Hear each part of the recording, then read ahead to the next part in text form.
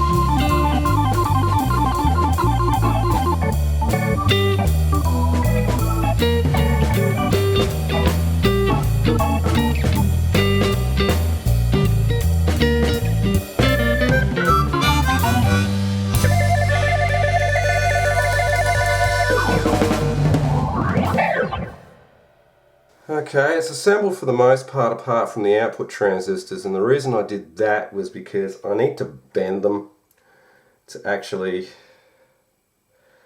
well, that's a pain in the ass. They're a different style of case. Right, okay. This is a Moroccan one and this is an ST. I don't know if I trust the Moroccan one, but it is what I've got. So I wish JK would get the same bloody case style, but anyway, I've got to bend these at an angle for the dangle.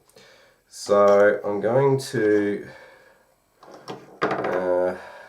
let's see. So it needs to bend, I'm going to bend it forward 45 degrees.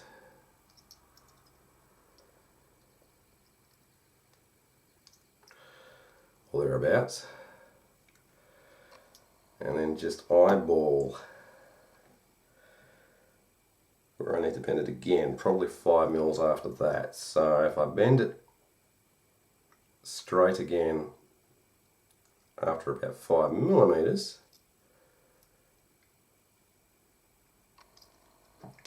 like so, and bring it up to the PCB.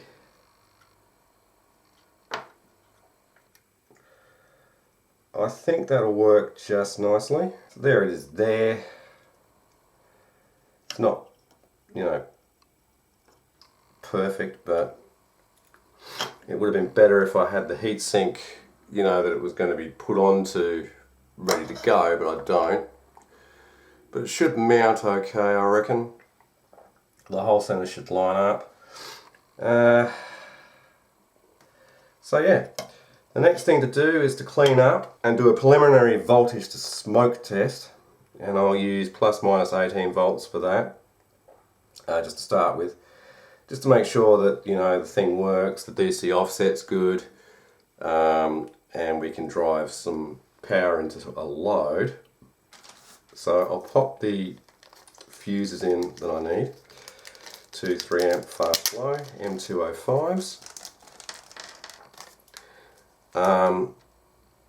But I'm not liking this transistor because of my previous experience with TRP35C being from Morocco. It was fake. Although the printing does look pretty prominent, so it may be alright. I mean, it did come from JK, so it is a reputable supplier. You would want to hope so. So anyway, the next thing to do is to do the preliminary tests and just to make sure it doesn't blow up. But I have to first mount this to the bracket as a heatsink so that we're not going to destroy the output stage from overheating. Alright, it's mounted to the bracket. I'm going to use this as just a basic heatsink, not at the full power test of, you know, 60 volts, which will come later in this video, but only just for the preliminary plus minus 18 volts. I'm still a bit dubious about this transistor. I don't trust any TIP transistor now that says Morocco on it, but yeah. Alright, so I'll hook it up to the power supply and we'll do a first preliminary power on test and see if the thing blows up. So I've got it hooked up to the power supply, as Frankenstein as that looks. I've got the output of the amplifier hooked to a DC voltmeter to measure the DC offset, and my power supply is set at 19.2 volt plus minus, and current limits are probably going to be around about the 800 mA mark. So you can watch the module as I apply the power. Well, there's no unusual current draw, which is good. Output voltage says it's 0 volts, so I'm going to change that to the millivolt scale.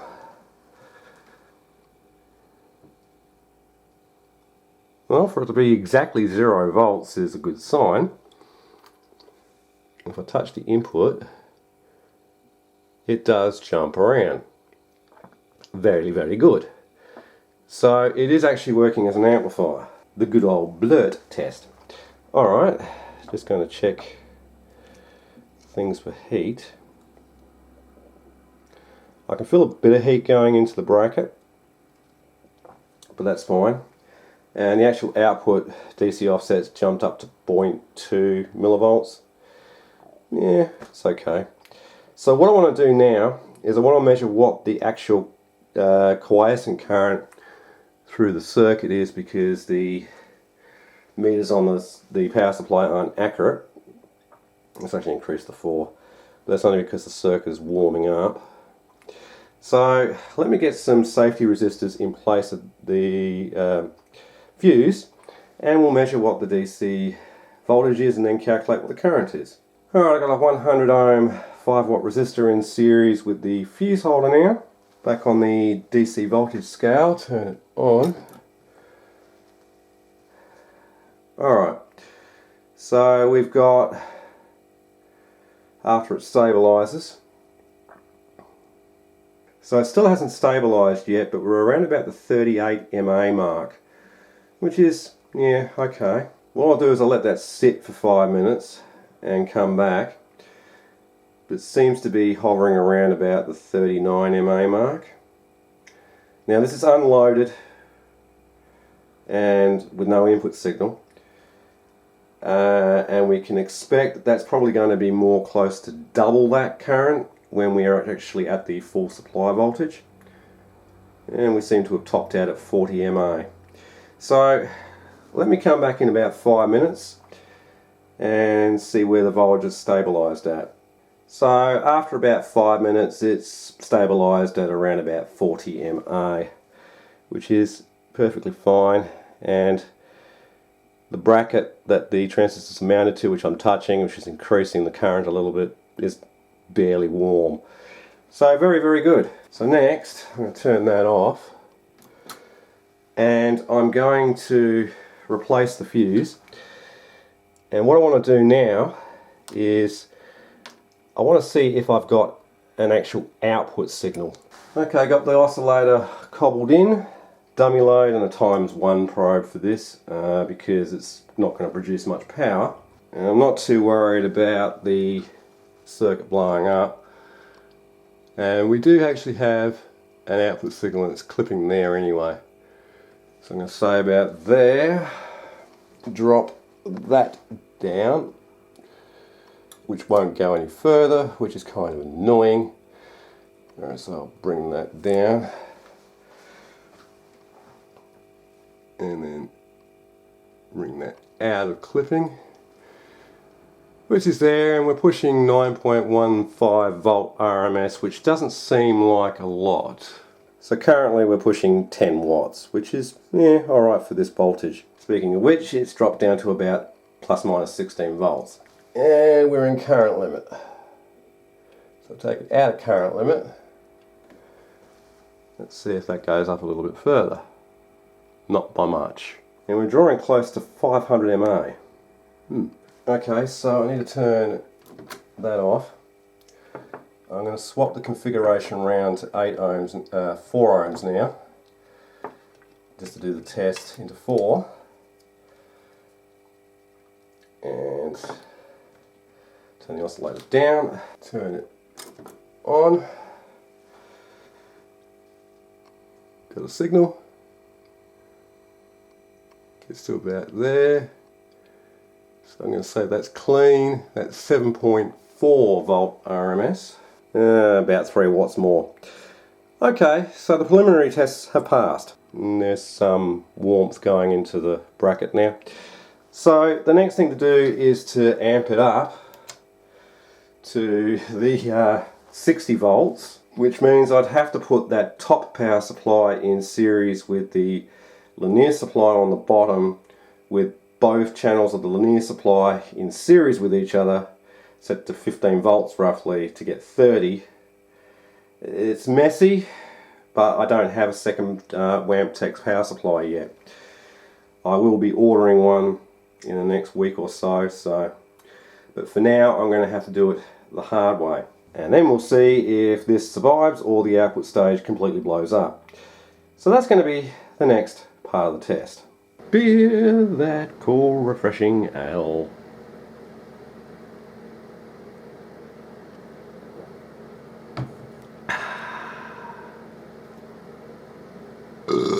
Right, it's been a little over a week later since I did the first part of the tests. Being sick, I just didn't really feel like motivation to do anything. So now I'm going to test it on plus minus 30 volts, and here is my setup. I've got the linear supply at the bottom there set to plus minus 15 volts on both supplies. The negative of the first goes to the positive of the second, so the second supply is in series. The first load switch is on, the other one is off.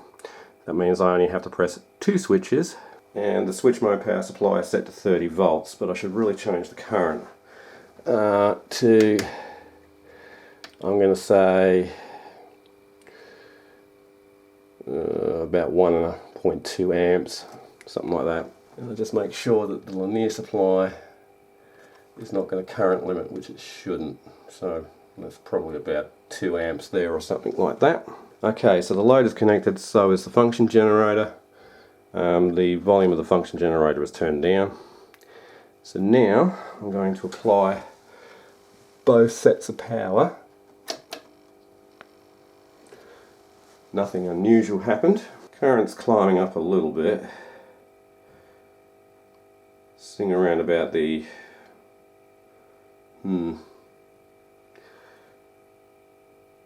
current might be a little bit high on that, but I'll keep an eye on it. Right, so I'll increase the signal, and you can watch the module in case anything blows up. So I'm going to try and get this into clipping, which is right there. And we're looking at 17.8 volt RMS. It's still clipping a little bit. Turn that down. I'll increase my thing. There we go, more like 16.6. Now I'm not going to do that for too long. At the moment the current seems to be hovering around about the 900 mA mark, which is okay. So I'll turn that down. And we end up with about 34 watts into 8 ohms, which is not bad.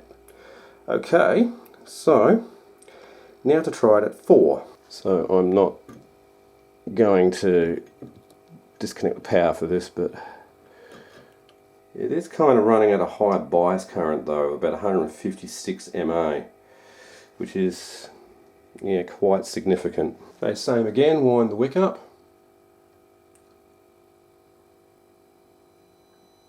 till it clips. Well, and I've hit current limit, so I'm going to have to change that. So currently we're at 1.2, so I'll up it to 1.5. It shouldn't go bang, but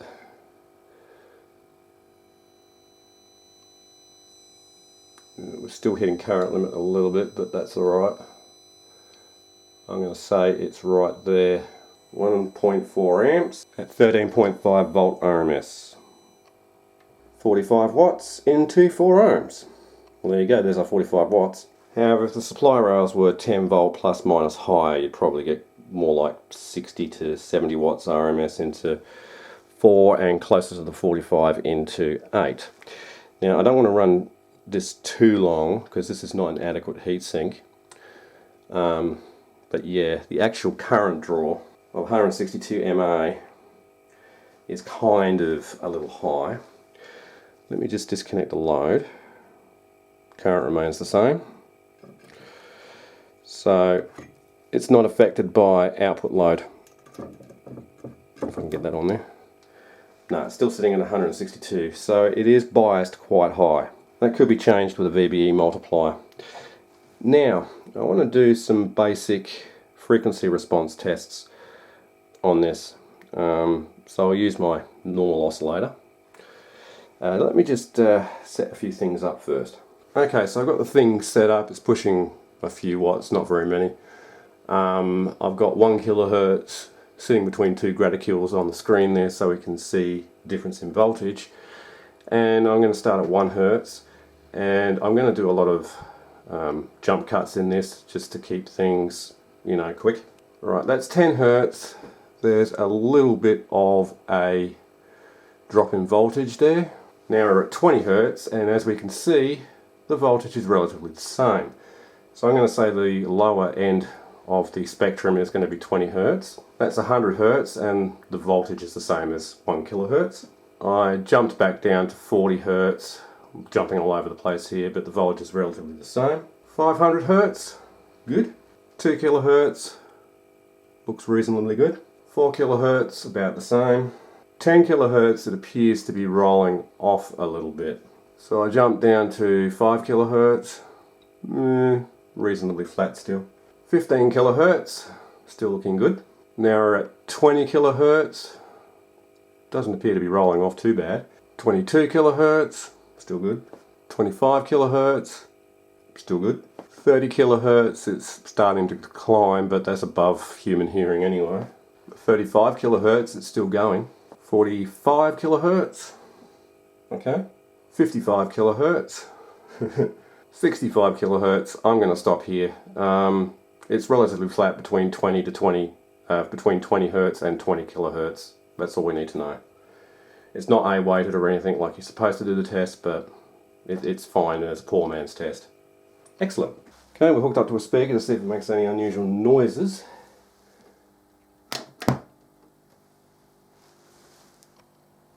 Not really.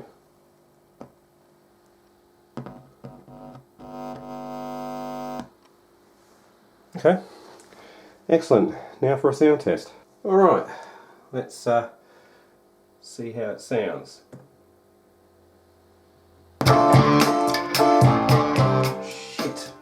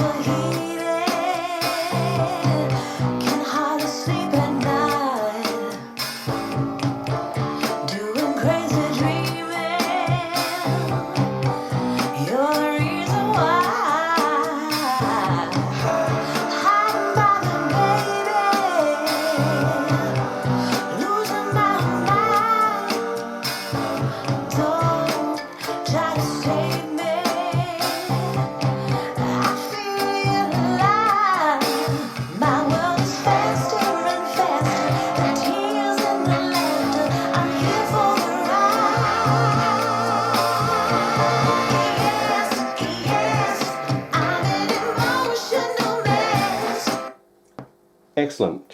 Sounds alright.